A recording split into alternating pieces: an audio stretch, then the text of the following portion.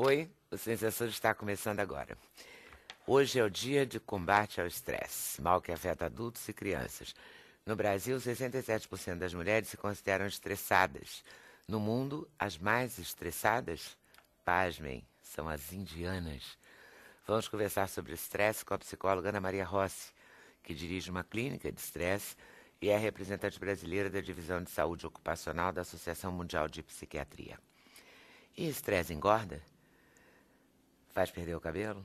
O endocrinologista Ailson Soares Gomes vai conversar com a gente sobre a ligação entre estresse e obesidade e também, e muito, sobre o remédio febre do momento entre quem quer perder peso. O remédio é para diabetes, mas está sendo usado pelos gordinhos e gordinhas e não deve. O doutor Ailson vai explicar por quê. Se tem uma coisa que estressa qualquer um, é o trânsito, né? E não precisa nem ser motorista. O pedestre também se estressa muito. Esse é o nosso assunto com o especialista em segurança do trânsito, Davi Duarte Lima. Tráfego não é um privilégio da terra, há também o tráfego que acontece no ar. E a profissão de controlador de tráfego aéreo é considerada uma das mais estressantes. E esse é o nosso assunto com o capitão da aeronáutica, Paulo Sérgio Barcelos. Como será a vida de uma dublê? Será que as dublês também se estressam? A Rafaela Moura Brito, a dublê, já entrou em muita fria no lugar de Cléo Pires, de Débora Bloch, de Ana Paula Arósio e outras mais. E a gente vai conversar com ela sobre esse estresse de correr tantos riscos, né? Para a realização desse programa, contamos com a participação de vocês, nossos debatedores fixos, por telefone, por fax, por e-mail, pelo Facebook, pelo Twitter. E vamos começar a falar dele, né? Eu que não sou nem um pouco estressada. Mentira também dá rola estresse. O que a gente vê no noticiário e vê cada dia mais é que o estresse causa vários males, né? Hipertensão, engorda, faz ter a chamada alopécia, queda de cabelo, então tudo acontece por conta do estresse. Você vê alguma coisa positiva no estresse, Ana? Certamente, o estresse pode ser positivo, né, uma promoção desejada no trabalho, sair em férias, como o capitão estava falando que vai sair em férias daqui a uns dias, então férias planejadas, a compra de um bem planejado, são todas situações que provocam o estresse positivo. Ao contrário, uma demissão indesejada, uma doença da família, uma perda financeira ou pessoal, são situações que criam um estresse negativo. Mas tanto um quanto o outro criam adaptações fisiológicas que podem afetar a saúde física e emocional da pessoa. Então, nós temos que buscar o equilíbrio. Você trabalha com estresse há 30 anos? Eu fiz minha formação, morei nos Estados Unidos 16 anos, trabalhando com clínica, com pesquisa lá, e desde que retornei ao Brasil, continuo trabalhando aqui no Brasil com estresse. Inclusive, retornei ontem da Argentina, tem tempo para viajar para o Rio, para o teu programa. Tem o Congresso Mundial de Psiquiatria, onde nós estamos nos apresentando, e ainda inédito esses dados, que eu gostaria de até compartilhar com os nossos telespectadores hoje, em relação às profissões mais estressantes no Brasil. E quais são? O estresse realmente é parte da nossa vida, nós não temos como eliminá-lo, o que nós queremos é aprender a viver em harmonia com ele, né? Mas nós não falamos, Leda, em combater o estresse. Combater o estresse, de acordo com a International Stress Management Association, é um termo totalmente condenado. Por quê? Nos anos 90, nós falávamos em combater o estresse, lutar contra o estresse, porque nós achávamos que o estresse realmente era um inimigo e a consequência dele era a morte prematura. Mais tarde, nos anos 90, nós começamos a nos dar conta que o estresse poderia também ser mais positivo. Então, se passou a falar em controlar o estresse. No entanto, o controlar implica em reprimir, e nós não queremos reprimir emoções. Eu vou reprimir uma emoção, canalizar na comida, e temos a obesidade, né, doutor? Ou vou reprimir as minhas emoções ou meu nível de estresse sem gerenciar de uma forma eficiente e terminar com uma pressão arterial alta, enfim, com algum outro problema. Então, o nosso termo politicamente correto no momento é gerenciar ou administrar o estresse. E esses são os termos que nós temos usado, então, pela International Stress Management Association. E você acha que as pessoas estão gerenciando melhor, digamos assim? Infelizmente, Leda, e esse é um grande problema. Então não vai adiantar muito mudar a palavra, né, do combate para a administração, porque o estresse vai continuar Eu acho que até aumentou, não é? Com a vida moderna, aumenta cada dia. Aumentou. E o que nos causa espanto é que tem milhares, mas literalmente milhares de estudos falando sobre estresse, e a gente fica pensando, então, o estresse da população deve estar diminuindo. Não, ele continua aumentando, então não se vê nada de prático em relação a esses resultados que nós temos achado em pesquisas. Isso é lamentável. 67% das brasileiras, acho que foi o Instituto Nielsen que divulgou uma pesquisa, dizendo que 67% das brasileiras se consideram estressadas na maior parte do tempo, em 21 países emergentes e desenvolvidos. Então, a questão do país, né, se é emergente ou se é desenvolvido, não resolve. Eles fizeram a pesquisa com 6.500 mulheres. No Brasil foram ouvidas 318. E a pesquisa conclui que 17 dos 21 países as mulheres confiam mais na TV para marcas, para coisas. Quer dizer, até a informação estressa hoje em dia, porque é tanto canal de informação. Né? É a internet, é o jornal, é a revista, é o volume da internet também, né? Que é assustador. É verdade. Nós temos uma pesquisa da ISMA... O que você sugere para gerenciar isso? Nós temos uma pesquisa da ISMA-BR indicando que 70% da população brasileira sofre algum nível de estresse. E desses 70%, 30% sofrem do nível mais elevado de estresse, que nós denominamos de burnout. É quando o estresse já passa a ser uma doença, ele é crônico. Então, o importante é que se possa aprender a gerenciar o estresse. E, nesse sentido, até trouxe uma cópia para ti, nós temos no Senado Federal uma lei do ex-deputado federal, agora ministro da Agricultura, deputado Jorge Mendes Ribeiro Filho, para criar o Dia Nacional de Conscientização do Estresse. Então, aqui no Brasil... Você acha que vai resolver alguma coisa? Talvez não resolva, mas a ideia é criar uma conscientização, porque o que nós sabemos é que os resultados científicos não têm tido um resultado muito significante. Então, talvez criando, através do Ministério da Educação, através do Ministério da Saúde, um dia de conscientização do estresse, né, que está dependendo apenas agora da assinatura da presidente Dilma para criarmos no 3º domingo de novembro, anualmente. Eu até... Não sei nem se é indelicado eu te dizer, mas eu acho que não. Eu acho que não adianta muito, porque ontem era o Dia Mundial Sem Carro, todo mundo engarrafou 2 horas para chegar em casa. Então, se o Dia Mundial do Estresse, a gente vai ficar até menos estressado, porque é um domingo, em geral, domingo, as pessoas ficam menos estressadas. Desde que seus times façam gol, né, por exemplo. Senão mas também se você fizer, fica vai ter o estresse positivo, né, Leda? Leda? Aí vai ter o estresse positivo, se o time fizer o gol. Então... Sim, mas se não fizer um mês e meio sem fazer negativo. Gol nenhum, a pessoa não tem como não estressar, né? É verdade. Acho que muita gente vai entender o que eu quero dizer.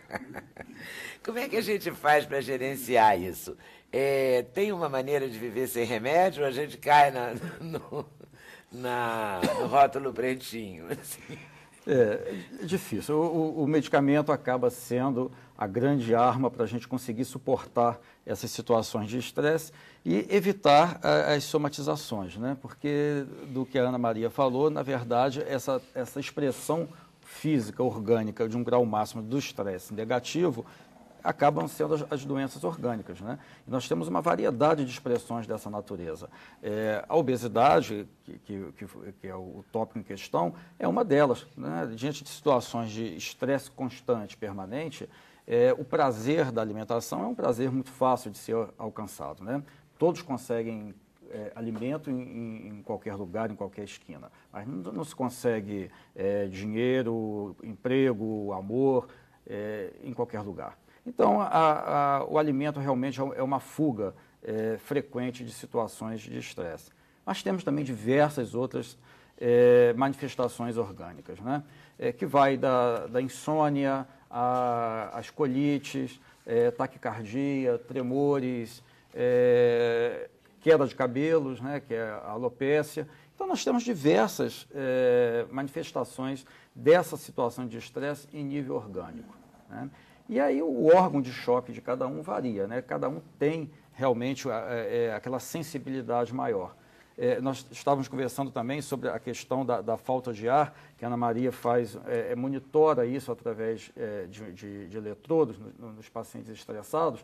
E nós temos na medicina o que nós chamamos de dispneia suspirosa, que é aquele paciente que chega no consultório se queixando de falta de ar, que de tempos em tempos ele tem que dá uma puxada de ar que o ar não é suficiente. Então, isso é que nós chamamos, na verdade, de dispneia suspirosa, porque ela não tem substrato orgânico, não há uma insuficiência cardíaca, não há uma insuficiência respiratória, não tem uma hipertensão, nada que justifique essa falta de ar. Então, é aquele paciente que certamente teremos que procurar algum fator estressante e provavelmente vamos encontrar.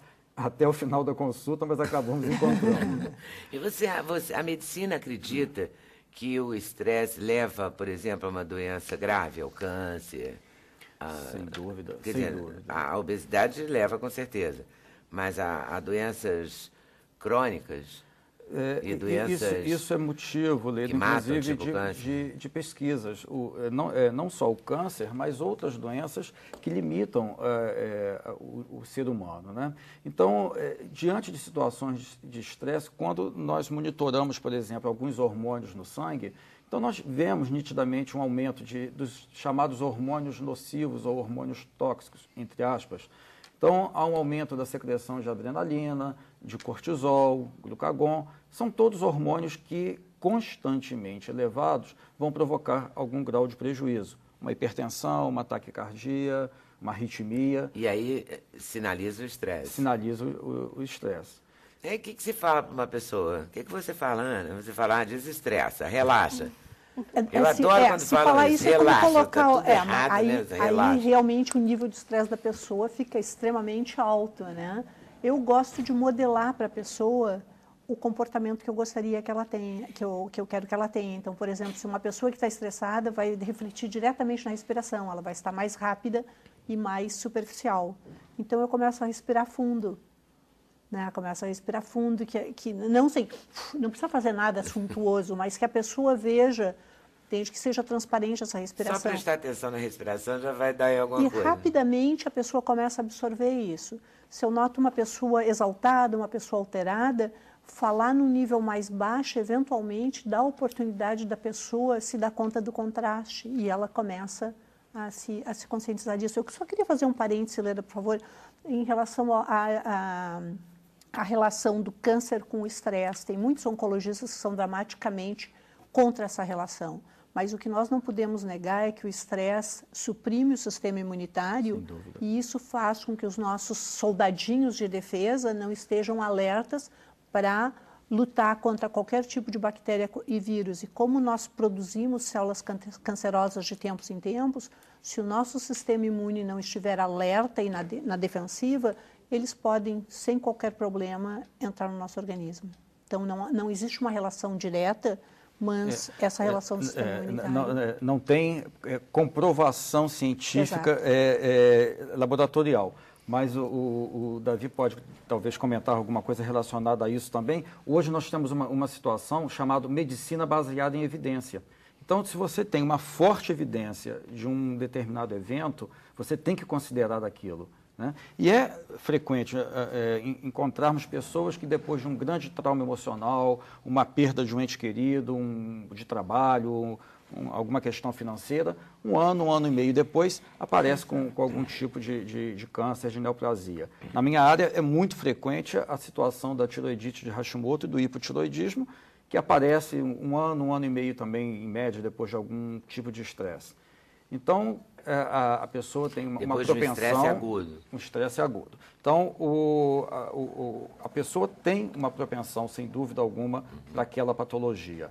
Mas ela está inibida, está bloqueada. Então, diante dessa diminuição... É o start, exatamente. Então, diante de uma situação de baixa de defesa, então, aquela doença aparece com maior facilidade. Quer dizer, então, a doença ela tem uma genética, mas essa genética tem duas questões que nós temos que considerar.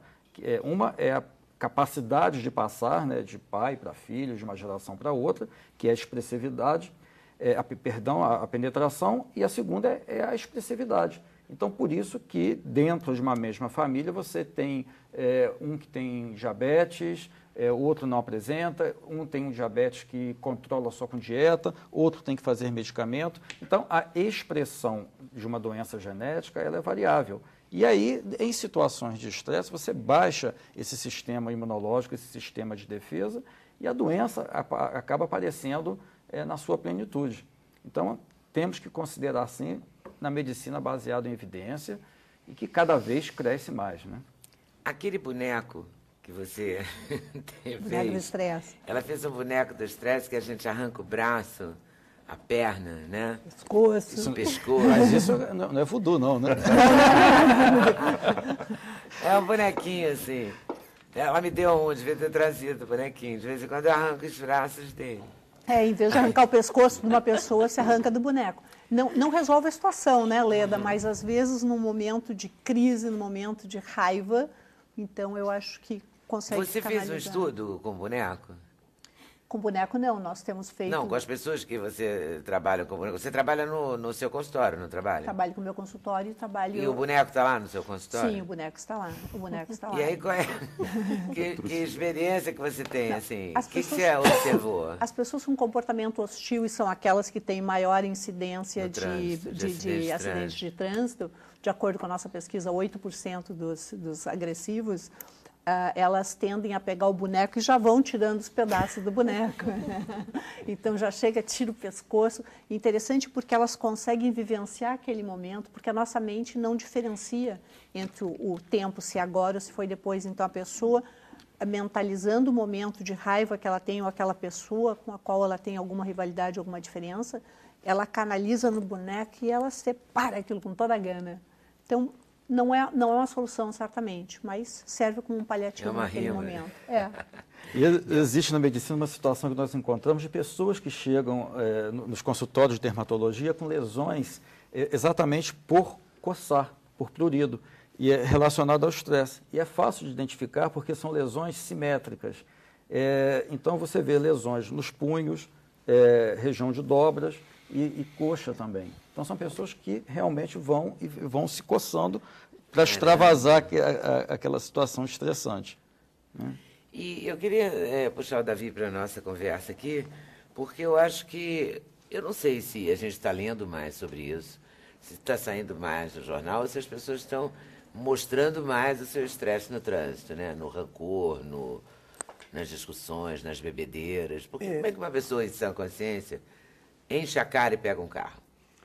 Isso sempre existiu, né? Mas agora a gente sabe que está aumentando.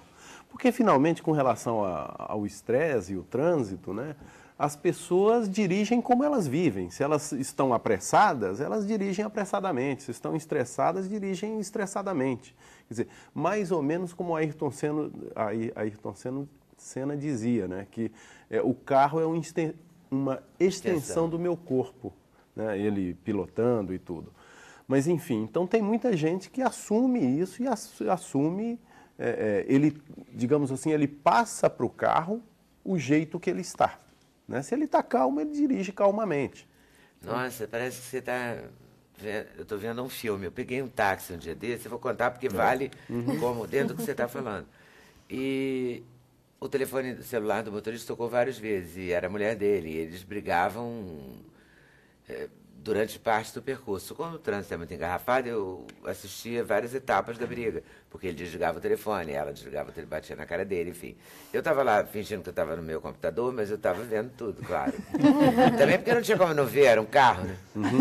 Nem como não ouvir, o carro, todos os vidros fechados. E aí ele acusava ela de estar julgando ele contra a mãe dele, enfim, toda uma história. E ele veio dirigindo, eu espero não pegá-lo mais, sabe assim... Porque ele veio escrevendo dentro do túnel, para quem não mora no Rio, o túnel Rebouças, que é um túnel grande, um túnel de muito tráfego intenso. E ele veio escrevendo, mudando de pista, uma coisa totalmente alucinada. Eu morrendo de medo e também não tive coragem de falar nada, porque ele estava enfurecido com a mulher, mas com uma cara de ódio, sabe? Tem... E eu fiquei com muito medo, e era isso mesmo, ele dirigiu exatamente como a briga dele com a mulher estava se conduzindo. E mesmo no dia a dia, Leda, num trânsito denso, a gente é obrigado a tomar 60, 80 decisões por minuto. Quer dizer, então a gente se estressa. Não né? tem como. E quando a gente tudo é contra, né? Você está engarrafado, está atrasado, as motos passam entre você buzinando, você para né? Aquela coisinha do túnel que reverbera. É tudo para te estressar, parece de propósito. E quando a gente... você mora em Brasília, né? Brasília é melhorzinho, né? Não, mas nós estamos chegando, ainda vamos chegar lá. A coisa lá também não está muito fácil. Não tem mais cidade nenhuma melhorzinha. Olha, O fato é o seguinte... São Paulo, saiu uma pesquisa dizendo que os paulistas perdem um mês do ano engarrafados. Engarrafados, Engarrafados. Né? Mas, aqui, olha, qualquer aqui. Um pode fazer as contas, né? Uma pessoa que fique apenas 2 horas no trânsito por dia, só 2 horas, né? Que hoje qualquer um, em qualquer cidade média grande, fica. Né?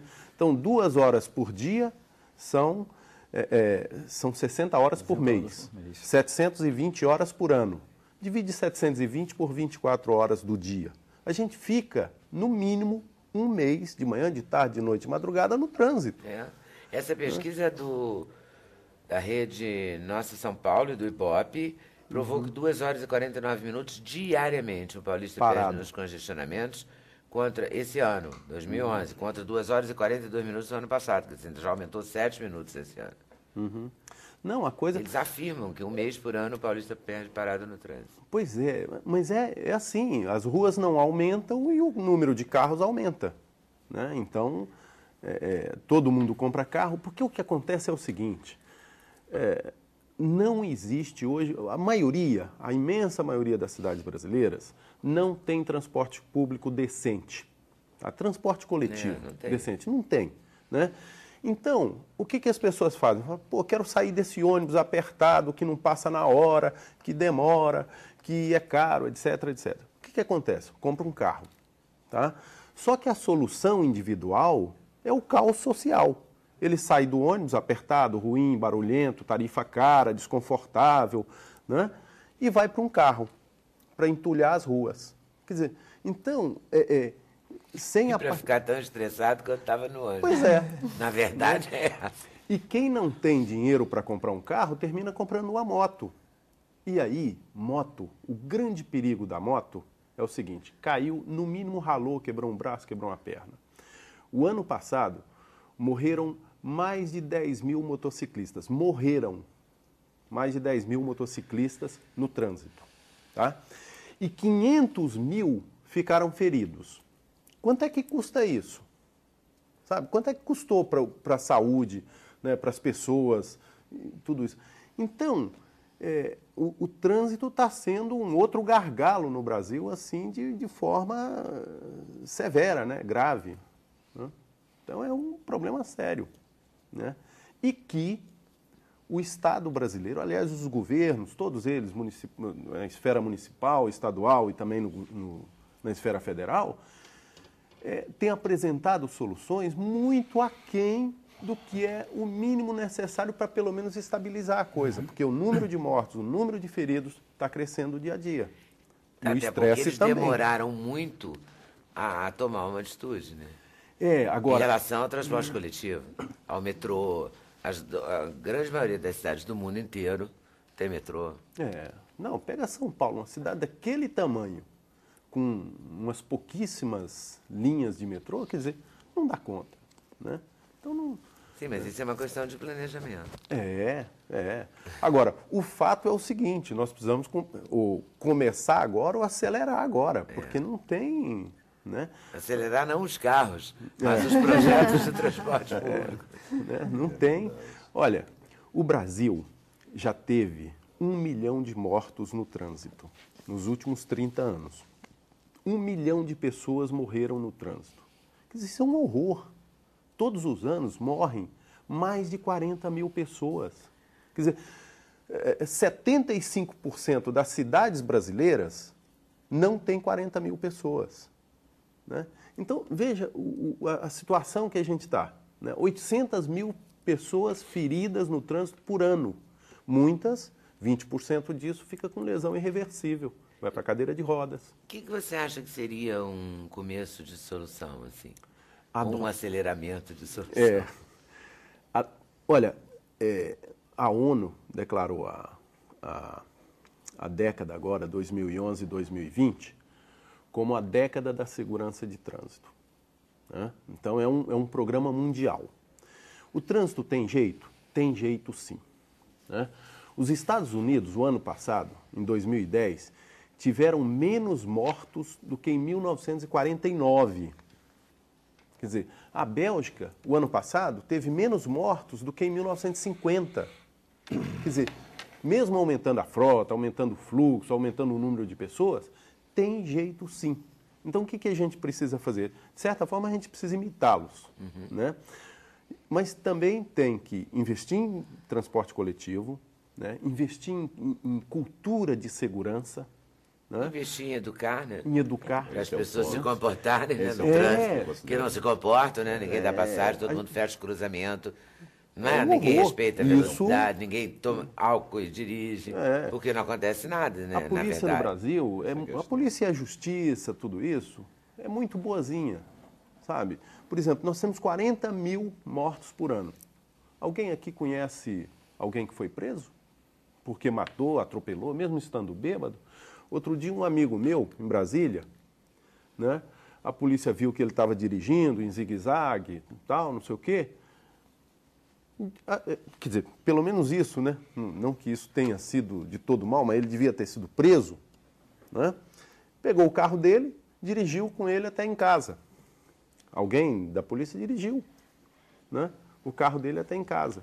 Quer dizer, isso incentiva o indivíduo a refazer o ato errado, né? Contando com o policial bonzinho, né? Que vai olha, levar ele em casa. Com tanta coisa para fazer, né? eu acho que não tem que ser muito bonzinho, não, Não, sabe? também estou só ironizando, porque o policial tem, né, deveria ter outras incumbências mais, né, importantes que isso. Mas mesmo a justiça, Leda, né? Assim, a gente está cansado de ver, a televisão apresenta, a mídia apresenta tal. Matou, estava bêbado, isso e aquilo, tal. O que acontece com o sujeito? Vai pagar meia dúzia de cestas básicas. Isso é inaceitável, né? Não que a gente queira criminalizar todo mundo, mas é preciso ter uma coisa compatível com a gravidade Sim, mas do se que ele fez. num exemplar não vai resolver. É. Não é? Porque a gente fica vendo vários, né? A moça da Bahia que morreu em São Paulo, que o rapaz ficou no carro falando no telefone, todo mundo viu pela televisão, enquanto a menina ainda estava lá dentro das ferragens e tal. Toda hora, todo dia tem isso. Essa semana mesmo aí, quantos atropelamentos? Né? Vários, uma criança de 1 ano e pouco, uma senhora com a filha em São Paulo. Tem famílias destruídas. Agora, se a polícia não... E isso é uma parte de um programa, né? De um lado, você tem que ter a educação, ensinando bons hábitos, inclusive gentileza, né? Que faz parte da educação. Ajuda bastante. Né? Agora, se por outro lado a gente não reprimir e não punir essa parte ruim do trânsito, que é a agressividade, que é beber e dirigir em alta velocidade, não tem solução. Então é preciso levar isso a sério. Isso a gente fica falando, dá um certo desânimo, né? Porque eu já falei isso tantas vezes aqui, eu não vejo uma coisa assim concreta. Fática, né? É. Nós estávamos nos bastidores e até fiz um comentário que a gente fica frustrado. Eu aponto a questão da educação, cumprir regras. Nós que vivemos em grandes centros, a gente depende de regras para vivermos em harmonia, para que haja harmonia, a convivência no trânsito, no condomínio, em qualquer local onde haja concentração. Se nós não seguirmos as regras, isso fica inviável. Então a questão é simples e complexa. Simples porque é só seguir as regras. Complexa. Por que não se segue as regras? Essa é a grande questão. Mas é exatamente E isso. se nós não nos conscientizarmos disso, cada vez mais o volume de carros nas ruas aumenta, as pessoas que podem ter carros aumenta, e a desinformação quanto a como conduzir, como se portar com relação ao seu direito do outro, não é observada. Isso aponta para um resultado simples, então, né? Conflito. Eu penso, então, que... O resultado é o caos, né? É o caos. Então, Então, não é outro, não tem outro. Campanhas, talvez, seja uma forma, investir maciçamente em campanha, a questão da corrupção, né? Daquele que deveria coercitivamente agir e faz vista grossa por qualquer outro tipo de motivação. Então, existem questões que são simples. E aí a formação nos deixa indignados, né? Por que não se comporta? Por quê, né? Enfim... É difícil. E o problema é que custa caro se comportar mal, né? Porque a gente paga a conta no hospital, paga a conta em sofrimento e dor, né? As Mas famílias. isso também, a gente não tem muita cultura do o que é público, não é nosso. É. A gente tem essa cultura, não é? A gente não tem a cultura do que é público, é de todos nós, e, portanto, a gente deve colaborar para que ele seja bem administrado. Né? A Mas, gente Leda, tem uma coisa tem meio jeito assim, sim. Eu também acredito. Tem jeito sim. tem que ter, né? Senão a gente... Tem jeito. Né? Tem Aí não jeito. tem estresse que segure. É. Mas qual é o jeito? O jeito é, vamos dizer assim, imitar os países que deu reduziram, onde deu certo. Né? E tem jeito, tem programa para fazer, para reduzir a mortalidade, o número de feridos. Né? Tem muito jeito. Agora, é preciso se É mexer. preciso fazer cumprir as regras. Eu acho que normas. implica em educação e fiscalização. Sim. E um sem Sobretudo outro. essa parte, fiscalização, é muito frágil, né? A educação, eu acho bacana na semana de trânsito, a gente está vivendo uma semana de trânsito, as crianças na escola vão dirigir uns carrinhos, tem aula de trânsito, fica tudo tão bonitinho, né? Mas já fizemos isso em outras gerações. Na minha geração, por exemplo, tinha no carro dos pais, no meu pai tinha uma plaquinha dizendo papai não corra, então, tudo muito bonitinho, tudo muito meiguinho, né? Mas não resultou, sabe? Né? Porque as gerações seguintes, hoje em dia, se vê, os carros são mais velozes, né? Se dá para... a sociedade está envolvida nisso, porque quando o menino faz 18 anos, se o pai tem dinheiro, ele dá para ele um carro poderosérrimo, 17, sei lá, 4, 5, não quero entrar no mérito da marca, mas coisas assim, poderosas. Aí sai um garoto de 19 anos que nunca viu nada na vida, dirigindo uma máquina absurda, né? Não sei se ele... Se sente que passa muito na potente, eu acho, né? Essa sensação Mistura de que pode potência e virilidade com velocidade. Hein, Leda, um Muito comentário, complexo se você me permite. Permito, As motos no trânsito. Pô, a regra é clara. Ele só pode ultrapassar um carro pelaquela faixa ali achurada se os carros estiverem parados. Mas no trânsito em movimento, eles querem ultrapassar, quer dizer, na verdade, uma via que tem 2 pistas, acaba tendo 4, né? Porque são as 2 normais e o acostamento e a pista do meio pintada por motociclista. Se você ainda fechar o caminho para ele, ele ainda te agride. Enfim, aí é um conflito. Você está vendo um comportamento errado se perpetuando, se repetindo, e você que tem a informação, segue a regra, você fica com uma sensação de frustração e impotência. Eu estou me comportando, estou dentro do meu quadrado, né, como diz a gíria, e eu estou vendo um monte de transgressor ao meu lado, e aí? Enfim, eu acho que a questão da educação, eu concordo com o professor, tem jeito, mas tem que ser uma ação maciça, coercitiva. Tem jeito de se levar a sério. É verdade. Não é? É assim que vai ter jeito. Só vai ter jeito assim. Intervalo, depois do intervalo a gente vai falar de uma outra transgressão, que não é a do trânsito, mas é a do medicamento. Aí aparece um medicamento, todo gordo quer um milagre. Isso aí eu estou falando, não sei por que vocês já notaram, né, que eu estou falando, e sei do que estou falando. Mas a gente sempre quer um milagre, né? Tem uns milagres na internet que dizem emagreça dormindo. Vocês já devem ter recebido esse e-mail, todo mundo já recebeu esse e-mail. Então agora a última moda é um remédio para diabetes, que sumiu das farmácias, os diabéticos não estão tendo acesso, porque quem tem dinheiro e ouviu dizer, está comprando e tomando. A gente vai saber com o doutor Ailson, que é endocrinologista, se existe esse milagre mesmo. Ou se é melhor tomar cuidado para não cair nesse conto do vigário, ok? Sem Censura, um programa da TV Brasil.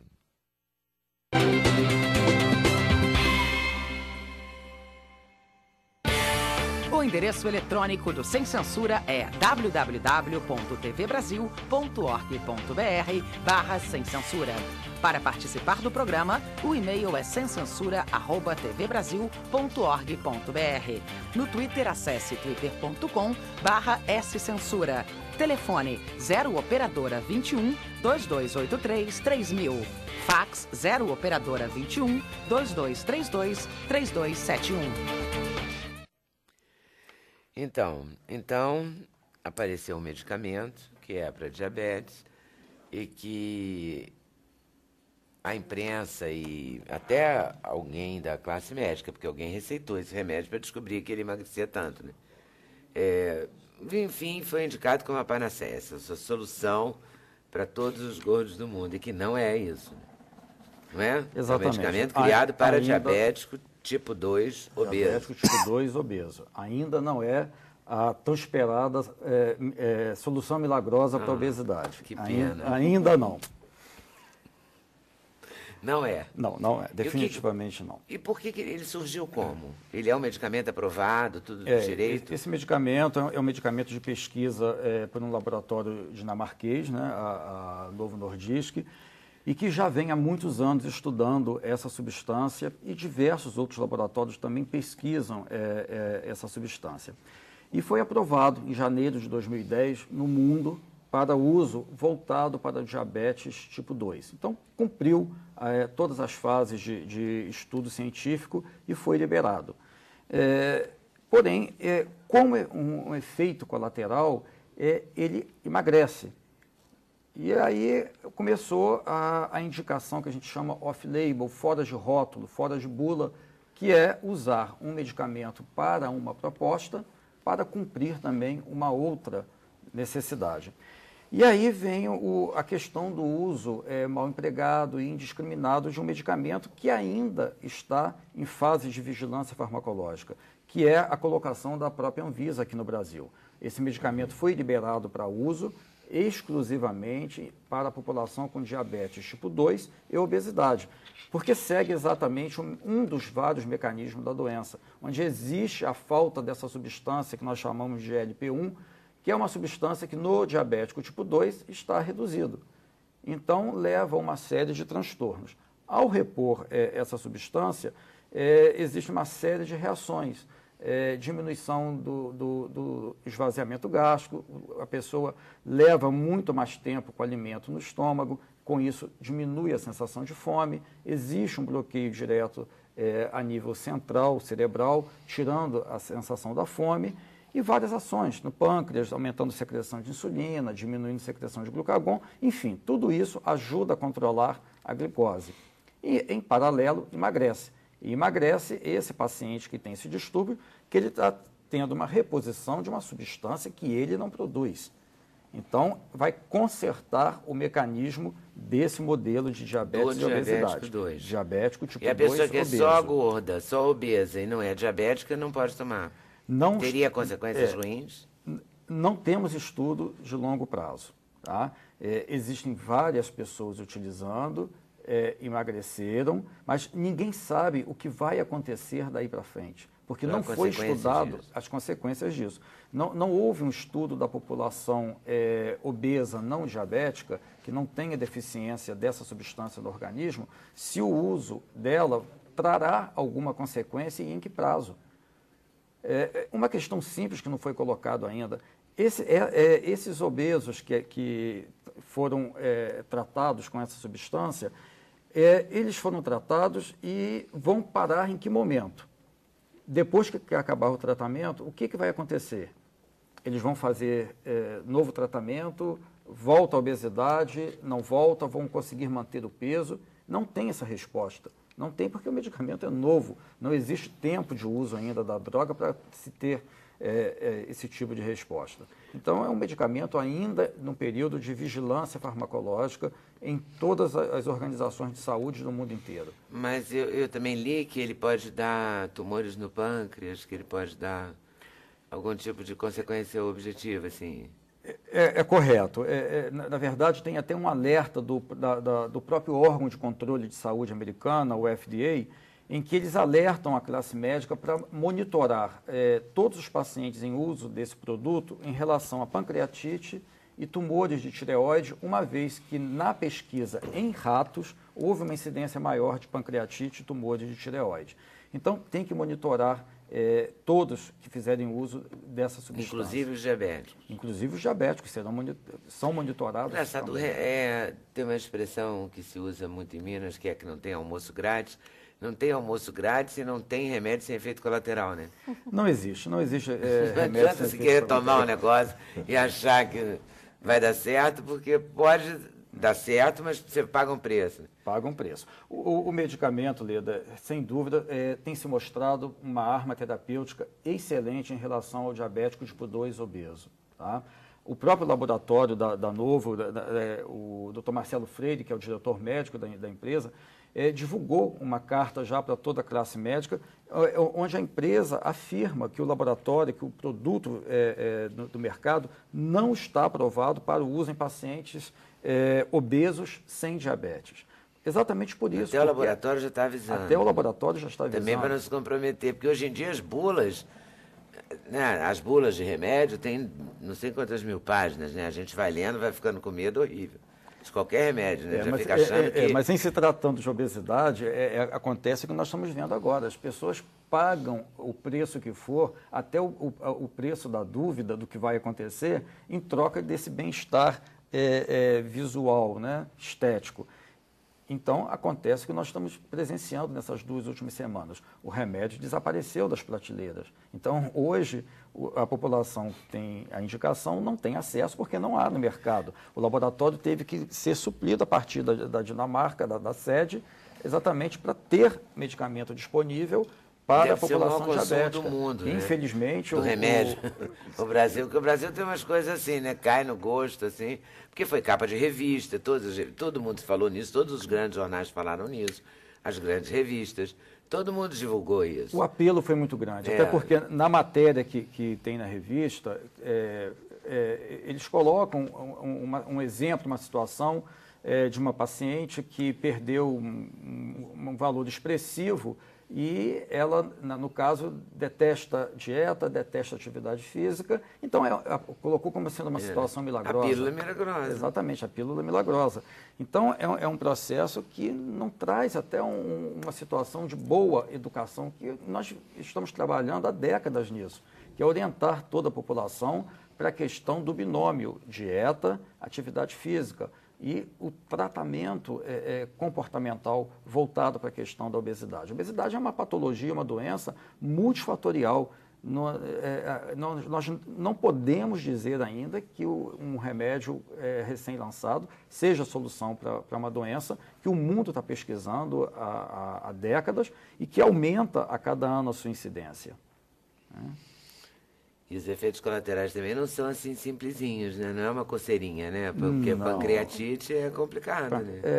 E na primeira semana de uso... Tudo isso é coisa séria, né? Não é uma erupçãozinha na pele que você passa uma pomadinha. E na primeira semana de uso ainda temos um inconveniente da náusea, que é um fator presente na adaptação ao remédio. Então tem alguns pacientes que têm uma náusea muito importante, com vômitos, até ultrapassar essa primeira semana de adaptação ao medicamento, né? Então, nós esperamos que realmente os colegas deixem de prescrever tanto pela indicação fora de bula, né, para possa ser utilizado para a razão primordial, que é o diabético tipo 2 com obesidade. E ele é comprado só com aquela receita branca, receita azul? A receita branca receita comum. Comum? Não não precisa nem ninguém receitar, né? Infelizmente, nós temos ainda um acesso muito grande à compra de remédios, né? E é por isso que desapareceu da prateleira. Claro, porque agora que eu estou vendo, não precisa nem da receita, nem aquela branca, que é carbonada, especial, né? Especial, e nem a azulzinha. Do medicamento tarja preta, né? Uma das medidas que a Anvisa aquela branquinha, ou seja, nenhuma. Você chega na farmácia e compra. Uma das medidas que a Anvisa adotou no Brasil, que ajudou ao uso contra, né, o uso indiscriminado dos antibióticos, foi exatamente a obrigatoriedade da venda mediante prescrição em 2 vias. E aí passou a ter um controle contra esse uso abusivo de antibióticos. Está sendo bom, porque isso vai diminuir o índice de infecções, resistência bacteriana, né? Pelo mau uso de antibióticos. E aí, quando você precisar usar, não pode, o seu organismo não reage mais, porque você já usou tanto. E é uma das condições... Não é isso? O combate Exatamente. Tem gente que gripa e fala, vou tomar antibiótico, acho que eu não vai ter efeito nenhum. Né? Então vai chegar uma hora que vai precisar mesmo do antibiótico, de alguma coisa, não vai ter. Exato, cria uma situação de seleção de bactérias multiresistentes, né? Agora, só para fechar, porque eu quero conhecer, ainda vou falar de 2 estressados ou não, tô achando a Rafaela tão calma. Eu sou calma. Meu Deus, é uma dublê calma, olha isso, que espetáculo, vou fazer um curso de dublê, não é? Você fica calma. Ô, doutora Ilson, falando em medicamentos para emagrecer, a Anvisa proibiu quase proibiu, eu não sei como é que ficou essa história, você deve, como é a sua especialidade, eu suponho que você saiba. A sibutramina ficou como? Que também é outro medicamento para emagrecer, que não é... que é para emagrecer, né? O objetivo é este. Né? Não exatamente. O segundo objetivo, é o primeiro. Não, o primeiro é emagrecimento. É emagrecimento. E que os endocrinologistas, de modo geral, quando receitam, acham que é um bom remédio. Ele é um bom, a sibutramina é um bom medicamento, sem dúvida alguma. A questão da sibutramina ainda não está resolvida. Né? Mas a sociedade de metabólica, etc., de obesidade e tal, não gostariam que a Anvisa proibisse, não é isso? Na verdade, a ISBEM, Sociedade Brasileira de Endocrinologia e Metabolismo, a SBD também, Sociedade Brasileira de Diabetes, a própria ABESO, que é a Sociedade Específica para o Estudo da Obesidade, todas se posicionaram a favor da manutenção da sibutramina, com o respaldo também do Conselho Federal de Medicina.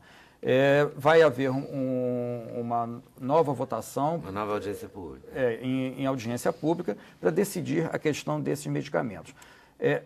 Nós, especialistas, estamos vendo isso com muito pesar, porque a Anvisa tende a retirar do mercado nacional as anfetaminas. O que acontece? A anfetamina é um produto muito barato e ajuda no controle da obesidade e é um produto extremamente barato, acessível à população de baixa renda. A questão dos efeitos colaterais... Hoje a obesidade chegou e se instalou, instalou uma realidade, se instalou. Com muita desenvoltura, assim, né? Porque os biscoitos são baratos, as massas, as farinhas... Exatamente. Né? Se você comparar o biscoito recheado com fruta, você vai comprar o biscoito, porque se você está duro, o biscoito custa R$1, aquele pacote é saboroso, né, por causa da gordura. Exato, da gordura trans ainda por cima. Gordura trans. Então, se a pessoa está estressada, ela não quer fruta, ela quer alguma coisa com muito sabor e sem normalmente dúvida, muito vai calórica, direto, né? E Vai aí direto entra o ao chocolate, prazer. A gordura e o açúcar é uma combinação maléfica, né, assim. Mas é uma combinação deliciosa, sobretudo quando você está com ódio do mundo, assim. Funciona muito bem quando a pessoa está muito estressada, com muita raiva. Até porque ela fica com o paladar um tanto diminuído. Existem trabalhos mostrando que o prazer do chocolate já começa no estímulo dos receptores na língua. Exato. Por isso é um prazer rápido. Então, só finalizando essa questão da Anvisa e as anfetaminas, o que acontece? As anfetaminas, elas foram mal utilizadas pela classe médica, por alguns colegas que trabalham especificamente com obesidade.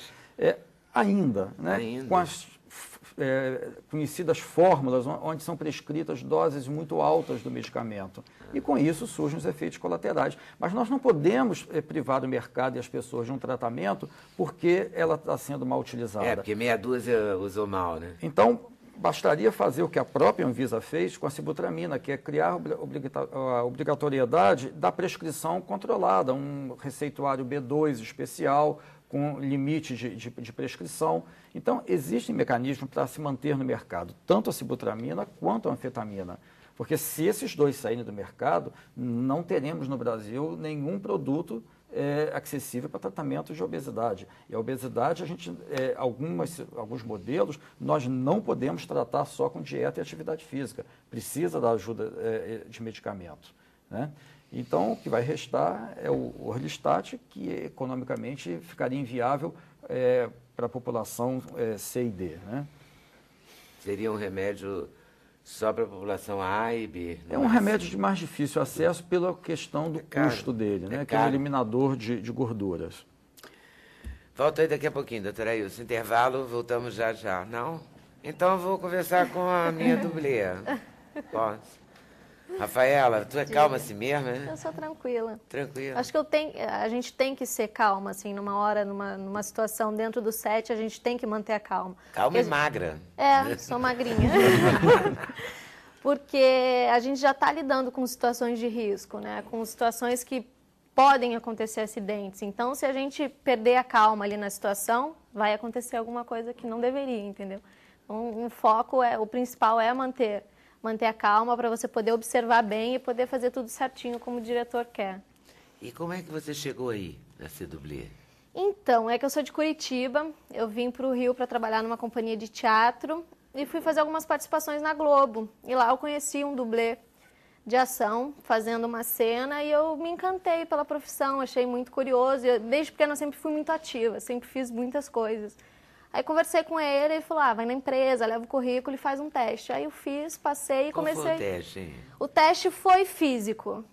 E... Eu imagino, por isso que eu quero saber, você teve que correr. Correr, rolamento, queda, eles passaram um pouquinho do que Mas o você básico. já tinha caído alguma vez? Eu assim? sempre fiz ginástica olímpica, sempre fiz hipismo, natação. Então, todas as coisas que eu fiz, eu acho que na infância, eu agreguei no meu corpo, né? E pude utilizar isso de uma forma diferente. E a partir do momento Você que tinha eles... até a memória disso Tem, no seu fica, corpo, né? nos Não seus tem músculos. como, fica. A gente fica com isso. E daí, quando eu cheguei lá, eles começaram a passar as coisas específicas do dublê. E aí eu comecei a aprender e fui gravando. E o que você já gravou, assim, que a gente pode já ter visto? Uma cena muito comentada foi do Caminho das Índias, que tinha até tinha um programa seu que falava sobre os psicopatas. Aí até citaram que na novela tinha a Ivone, que era a Letícia Sabatella, junto Sim. com a Débora Bloch. E a novela inteira... Lembra do Caminho das Índias? Lembro, claro. Lembro muito. E eu fiz vários programas, porque tinha o... Foi um assunto super comentado porque na foi muito época. comentado esse Foi. assunto. E eu lembro que na cena final da novela, ela batia na Letícia Sabatella. A Débora Bloch batia por 2 vezes. Era uma surra feia que ela dava. É verdade. Se E ela vingava. ficava toda arrebentada. Inteira. Era em você que ela dava Não, surra? eu fui a que bati. Eu fiz o... Eu você substituí que a bateu? Débora. Bloch. Aí foi muito legal. Eu fiz uma parte da cena, porque a gente usou tanto dublê para Débora Bloch quanto para Letícia Sabatella. Mas tem horas que você precisa da atriz, né? Porque eles querem pegar o close, e ela foi muito prestativa, fez algumas partes das cenas, foi bem legal. E ela foi uma cena muito comentada, porque a novela inteira todo mundo esperou uma reação, Todo mundo estava sabe? querendo que ela desse uns trancos naquela moça. E daí foi bem comentada essa cena, ficou bem legal. E tem alguma situação de risco físico para você? Sempre tem.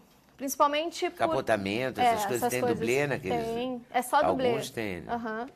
Quando queda, rolamento de escada, atropelamento, queda de bicicleta, queda de moto, é tudo o dublê que faz, entendeu? Porque tem o risco, né? E às vezes é complicado, você vai fazer uma cena de atropelamento. Quem atropela tem que ser um dublê. Ele tem que saber a hora exata de parar o carro, a velocidade certa que ele vai agir, porque senão ele machuca feio a pessoa que está sendo atropelada. Então tem um conjunto de ação, entendeu? Então, eu tenho então que o motorista também é dublê. Porque é tem dublê, que ser o atropelado e dublê o atropelador. motorista. Isso. Tá vendo isso? Tem que Pois é. ter. Vendo, E a Davi? gente A tava gente falando acha de que já acidente, aprendeu tudo, vai aprender agora. A gente estava falando de acidente. É exatamente isso. Você cai de uma moto, você pode se machucar muito feio. Então você tem que ter uma técnica específica para isso, sabe? Para atropelar também. Você tem que saber ser atropelada e a pessoa tem que saber a velocidade certa, o ponto certo de parar, porque senão pode machucar. Então sempre tem um risco, sabe? Mas a gente treina bastante para isso não acontecer. E às vezes... E você já fez algum atropelador? Já fui atropelada. Já foi atropelado? Já fui atropelada. E não ficou inteirinha depois do Inteirinha. atropelamento? E o curioso é porque... O dublê do atropelador é bom. E a gente tem que ter uma técnica bem apurada, porque às vezes não faz uma vez. Às vezes o diretor quer 2, claro, quer faz 3. Então várias. você é atropelada 5, 6, 7 vezes, dependendo. Às vezes não E é você nem fica problema. bem? Fico. Você vai pra casa dele, Às dorme vezes tranquilo? eu fico com hematoma, mas isso é normal, porque às vezes a repetição do movimento, querendo ou não, você tem um contato com o chão, você tem um impacto. Por mais que você saiba cair, você tem uma... E às vezes, se você faz muitas vezes, machuca, mas isso é normal. Os Briga, motoristas cena de brasileiros. luta em novela, de briga, de esse é briga de muito legal de garotão, por fazer. exemplo.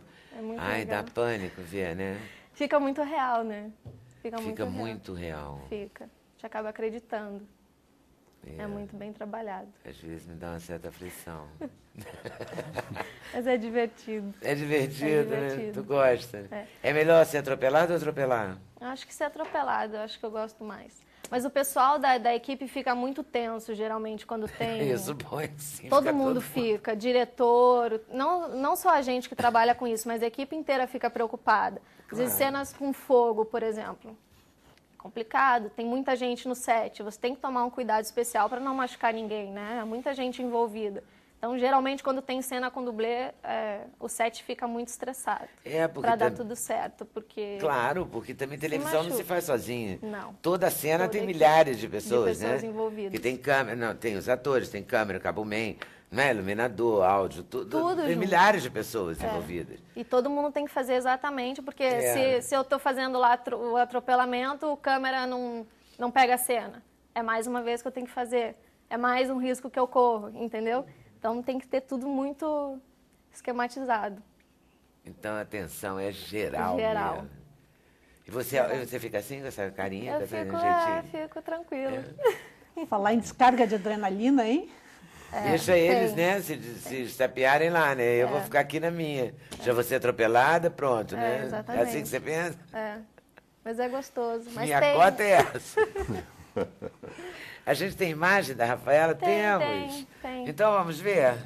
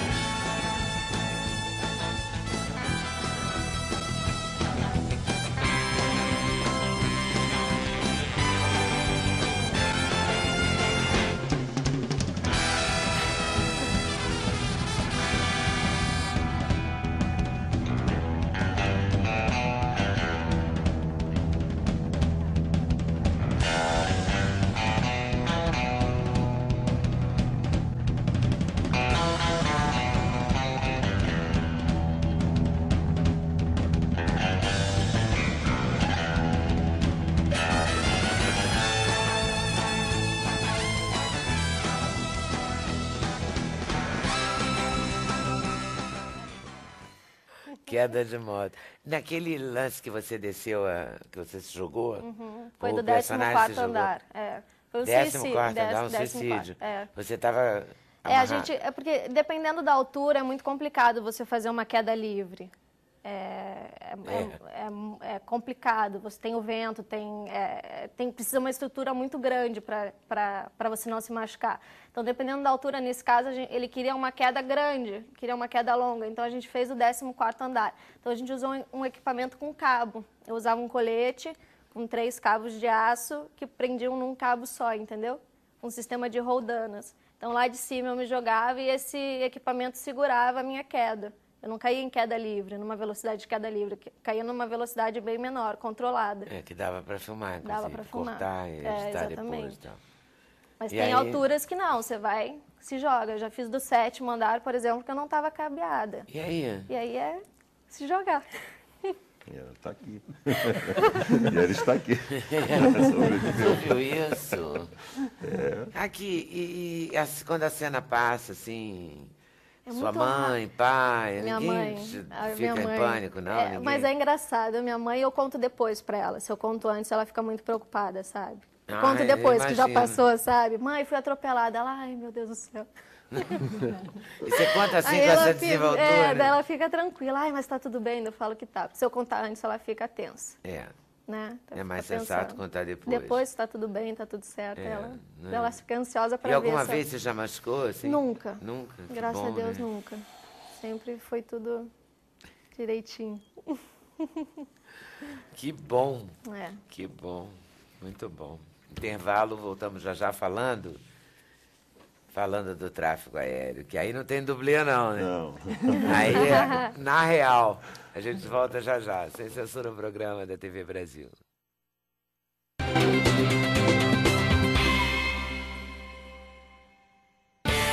O endereço eletrônico do Sem Censura é www.tvbrasil.org.br/sem censura.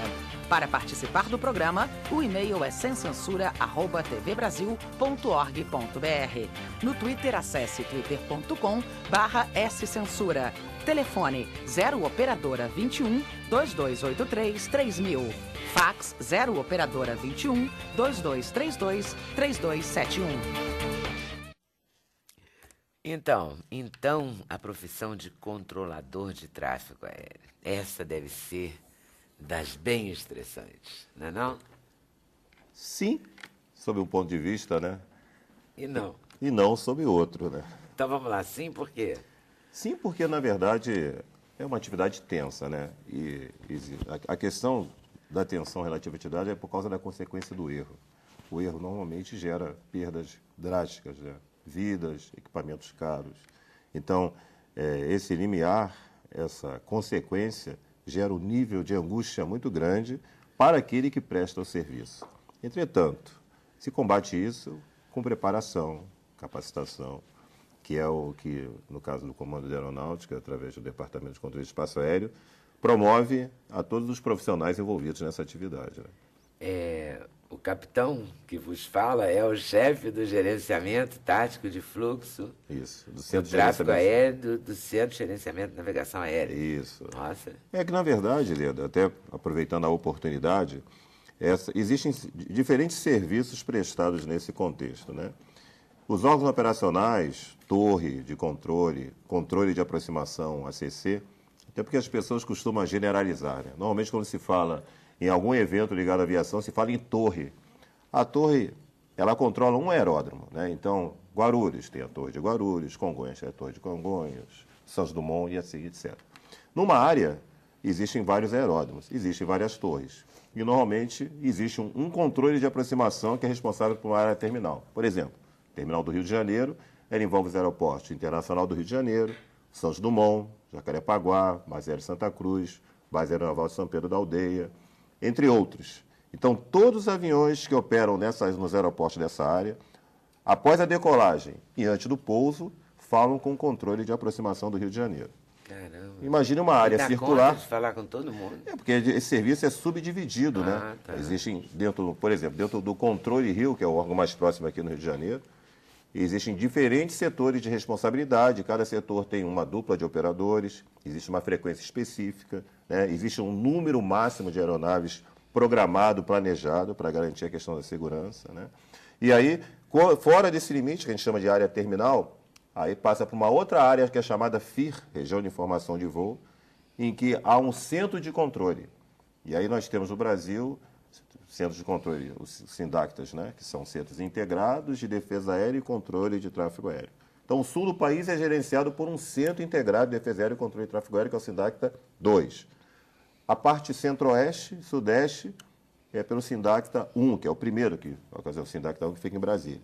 O nordeste do Brasil, o SINDACTA 3, e o centro amazônico, que pega a região norte do país. Esse é que o bicho pega às vezes, né? Não, o que mais pega, na verdade, é aqui, não é um SINDACTA. Mas ele não tem uma zona de sombra, já me falaram isso. Mas isso é um aspecto técnico que ele é suprido com todos os recursos de segurança. Por exemplo, a área do Rio de Janeiro, eu tenho a terminal do Rio e a terminal de São Paulo. E só para te dimensionar quão complexa, apesar de ser menor essa área, o somatório dos tráfegos diários que voam na região amazônica e na região nordeste é inferior ao número de tráfegos que voam dentro da terminal São Paulo.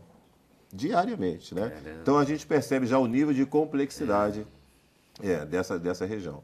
E aí nós temos um setor específico que liga a terminal Rio a terminal São Paulo, por motivos óbvios, né? É o eixo mais voado da América do Sul. Nível de complexidade alto, não só por volume de tráfego, mas também pelas características topográficas, relevo, áreas de treinamento, etc. Né?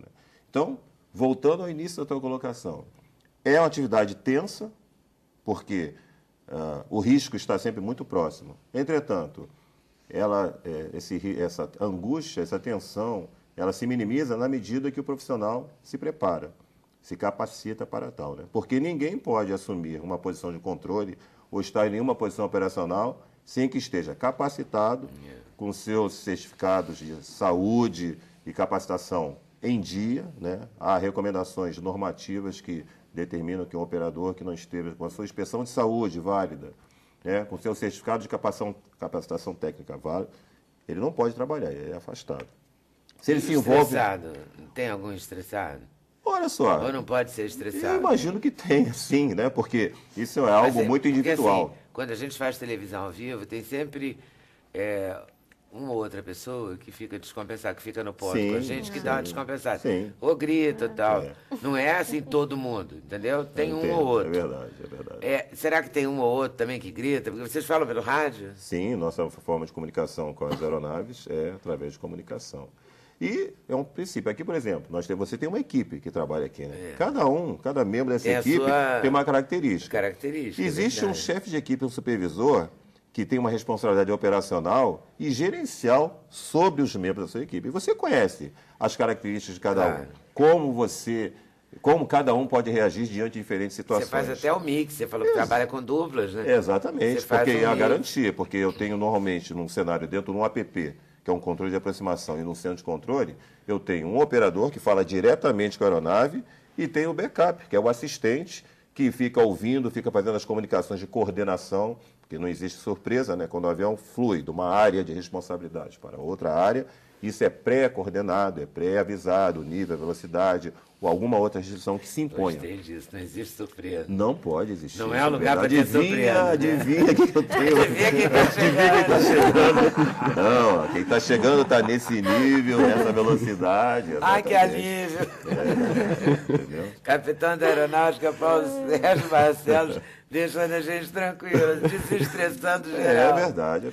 Não, é uma surpresa nessa área, é dramática. Não, né? normalmente assim, é uma atividade, repito, a questão do risco, existem uma série de treinamentos, uma série de tecnologias implementadas pelo Comando Aeronáutica no sentido de mitigar os eventuais sinistros que possam acontecer. Então nós temos cursos de treinamento, cursos de capacitação, existe um estágio de gerenciamento do erro chamado CRM ou TRM, que é Crew Resource Management,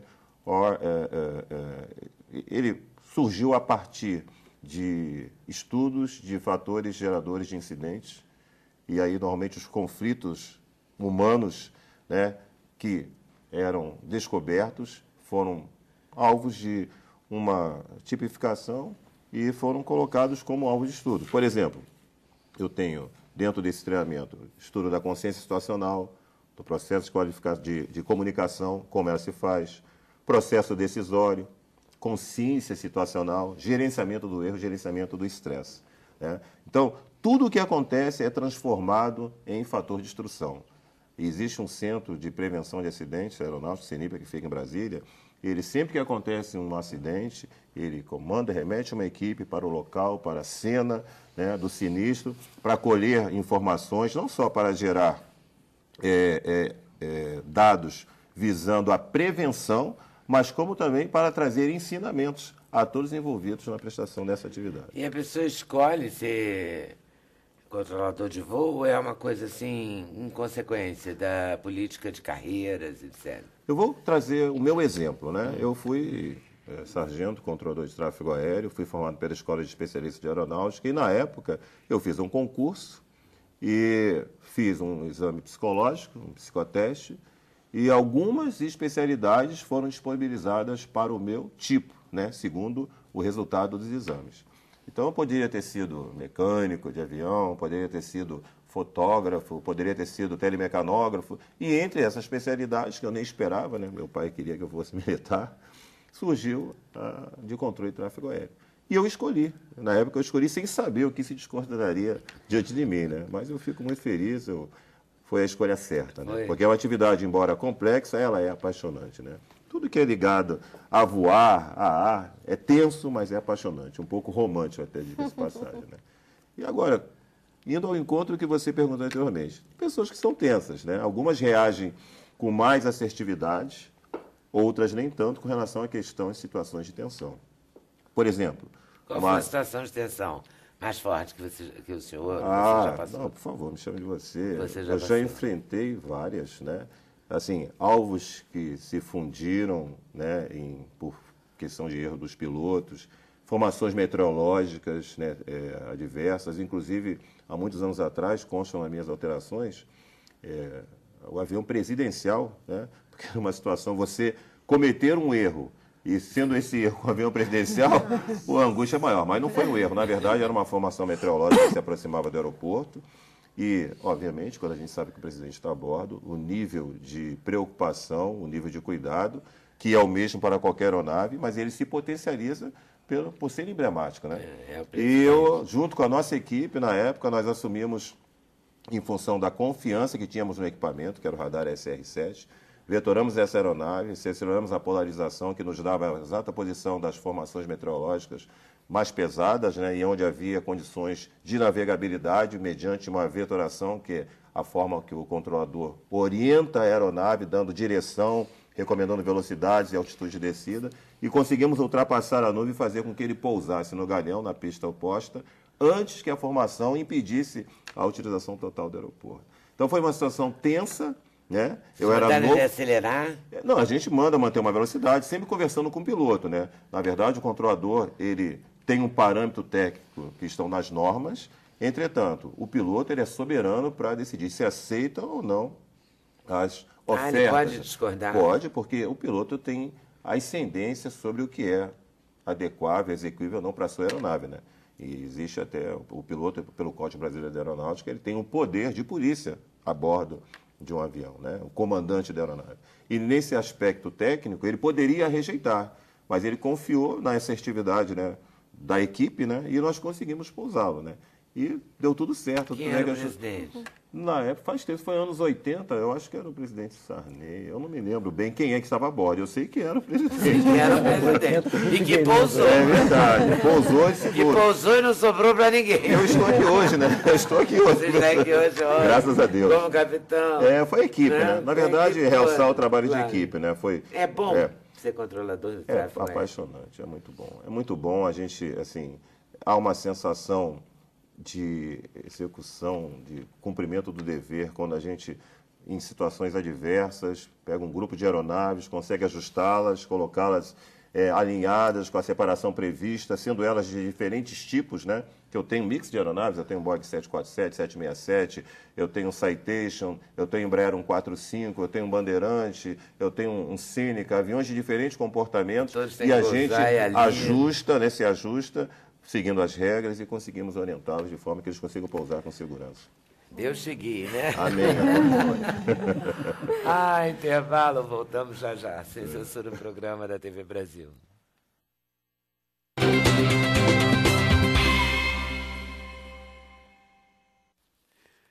Então, pelo menos eu fico mais feliz de saber que os controladores de voo não são tão estressados. Os dublês também não, né, Rafael? Não, são tranquilos. Tranquilos. E o dublê só faz o trabalho de mulher e homem de homem? Não, tem muito homem que faz papel de mulher. De mulher. E mulher também prende o cabelo são coisas específicas, por exemplo, um capotamento, eu nunca fiz, porque é difícil você treinar isso, sabe? Então, as pessoas que são mais antigas, que têm já um treinamento de 20 anos, que tiveram a oportunidade de treinar bastante e gravar bastante, pegam esse tipo de cena. Então, se for uma mulher capotando, então vão colocar um homem específico para isso, vão colocar a peruca, caracterizar da mesma forma da atriz para poder fazer a cena, entendeu? Fizeram duas perguntas para a Rafaela durante o intervalo que eu gostei. Uma é cena de fogo, né? Que você falou que passa um gel. Tem um gel protetor que a gente passa no corpo inteiro para não queimar. Então, tem toda essa proteção do gel, que o gel não deixa a temperatura do corpo esquentar, não queima pelo, não queima nada. Então, só que tem um tempo também, você não pode ficar 3 minutos lá pegando fogo. Então, geralmente, sempre quando tem uma cena que envolve dublê, tem uma equipe grande por trás. Sempre tem que ter uma ambulância no set, tem bombeiros. Então, tudo isso, né, o pessoal fica além sempre do gel. Alerta. Então, a pessoa já gravou, deita no chão, o bombeiro chega com o extintor e apaga o fogo da pessoa, entendeu? Meu Deus. E pelo menos ganha bem? Ganha. A gente ganha por cena. Quanto mais perigosa, mais risco ela tem, mais cara ela é. Mas tudo depende do produto também. De repente você pega um produto, uma novela das 8, já é um produto mais caro. Então, eles provavelmente vão pagar melhor, entendeu? Então, agora, é melhor pegar fogo na novela das 8 do que num programa. Vale Já mais a pena financeiramente. Pega bem. No programa do Chaves, pegar fogo é baratinho. No programa do Chaves, pegar fogo é No baratinho. programa do Chaves é baratinho, pegar fogo. Adoro o Chaves. Davi, educar é a palavra de ordem, assim, para o trânsito? E punir? Educar e punir é um binômio? É um binômio, né? Que, no fundo, sem punição, ou pelo menos uma certa coerção, a educação não pode ser completamente livre. né? Fica assim, Mas assim, né? sem educação, nós não vamos a lugar nenhum. Ah, não vamos mesmo. Tem que pegar o tora-unha, né? Como os coreanos, né? A Coreia deu certo nesse sentido da educação. Capitão, então, continua trabalhando bem, calmo. Temos que ser tranquilos. Eu gostaria, Nela, de aproveitar e fazer uma analogia com uma colocação do professor. Uma chave, uma grande explicação para a consistência do serviço de tráfego aéreo é a observação das regras. Porque todos os atores, prestadores de serviços, que são os controladores, e usuários, pilotos, se vinculam a regras. E Que vale para todo mundo, né? Exatamente. Vale para o trânsito, vale para os remédios. Exatamente. Não é, doutora Isa? Tomar o remédio que o médico mandou e no efeito dele. Né? Exatamente, para que foi feito. Né? Não ficar estressado. Ou pelo menos ter recursos internos para lidar com o nível de estresse independente do tamanho dele. Administre o seu estresse. Isso aí. Ok, obrigado a vocês por terem vindo, super valeu. A reprise é 2 da manhã, obrigado a vocês por estarem nos assistindo. Boa tarde, boa noite, bom final de semana, até segunda com certeza, se Deus quiser, valeu.